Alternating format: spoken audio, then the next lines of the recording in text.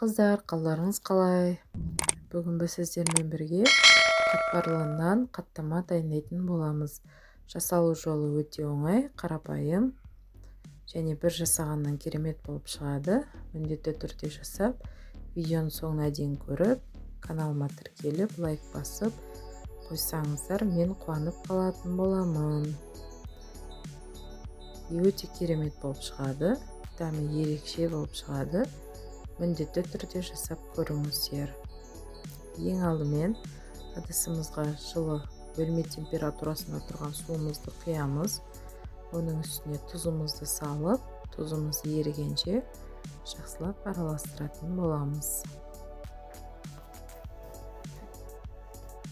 Оның үстіне осылай ерітілген сары майымызды, менде мұнда 50 грамм сары май, 50 грамм ана бала тоқ майы болып табылады. Оның үстіне осылай електен өткізілген ұнымызды 2 бөліп салып, жұмсақ қамыр елейтін боламыз.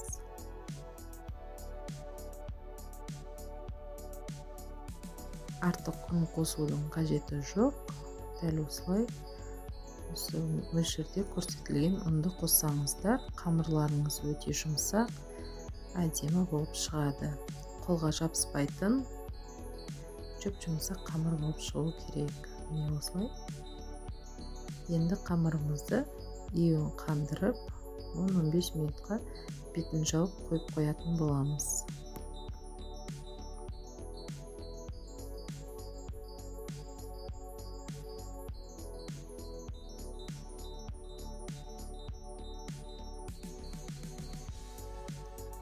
Он 15 минут өткеннен кейін қамырымызды тағы да алып, бөлек-бөлек суаларға бөліп, тағы да елеп, тағы бетін жауып қойып қоятын боламыз.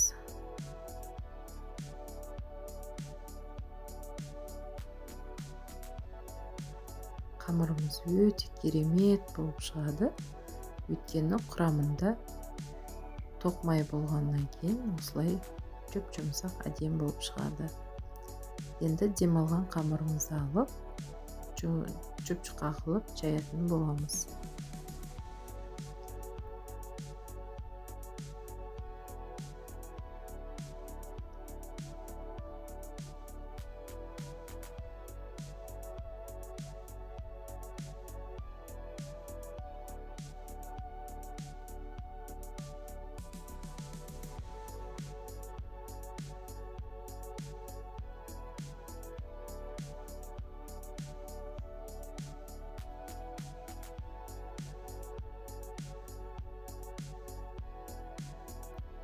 Міне қамырымыз осындай жұқалықта жайылуы керек.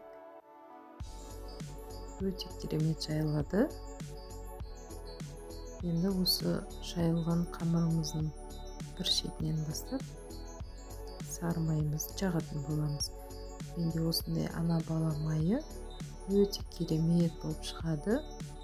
Міндетті түрде осы маймен жасап көрсеңіздер, керемет болып шығады. Әзербайжанның майы.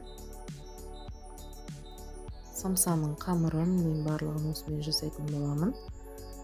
Микроволновкаға шамалы сұйылтып ертіп алып, қамырымыздың барлық шетіне жайып шығатын боламыз. Өзіңізге қалай ыңғайлы, солай жаға берсеңіз болады.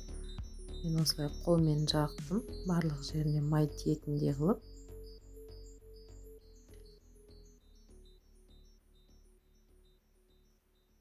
Бұл маймен жасасаңыз, өте ерекше, дәмі де вообще басқаша болып шығады. Мен осылай қамырымыздың барлығын жайып болғаннан соң, әр жайылған қамырымызға майымызды жағып, бірінің үстіне бірін осылай орналастыра беретін боламыз. Міндетті түрде әр зуалаға май жағып отыру керек. Барлық жеріне тиюі тиіс майдың. Бұл маймен жұмыс істеген өте ыңғайлы, әрі дәмі де керемет болып шығады. Осылайынан барлық жеріне майды жағып, бірінің үстіне бірін қоя беретін боламыз.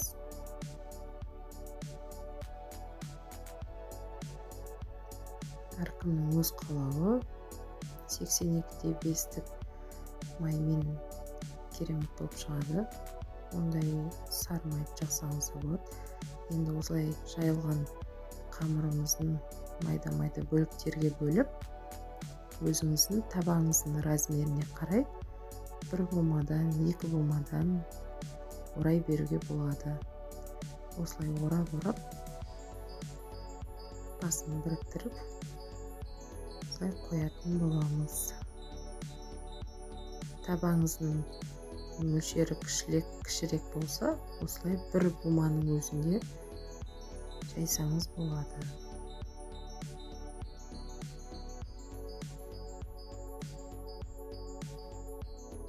Енді осы дайын болған қамырларымызды пакетімізге салып, морозильникте 20 минутқа қойып қоятын боламыз. Қамырымыз өзінің денесін жинап, майымыз қатып, керемет болып шығады. Міне, демалған, мұздатылған қамырларымыз осындай. Жайылуы өте керемет болып шығады. Ешқандай әбіршімесіз жайғанда жабыспайды. Енді қызып тұрған табамызға аз мөлшерде май құйып, осылай екі жағы қызарғанша пісіретін боламыз. Керемет болып шығады. Майымызды аз мөлшерде құямыз. Міне осылай бүлпілдек, қытырлақ болып, әдемі болып шығады. Рецепт ұнаса каналға тіркеліп, лайк басып қойыңыздар, аз болсын.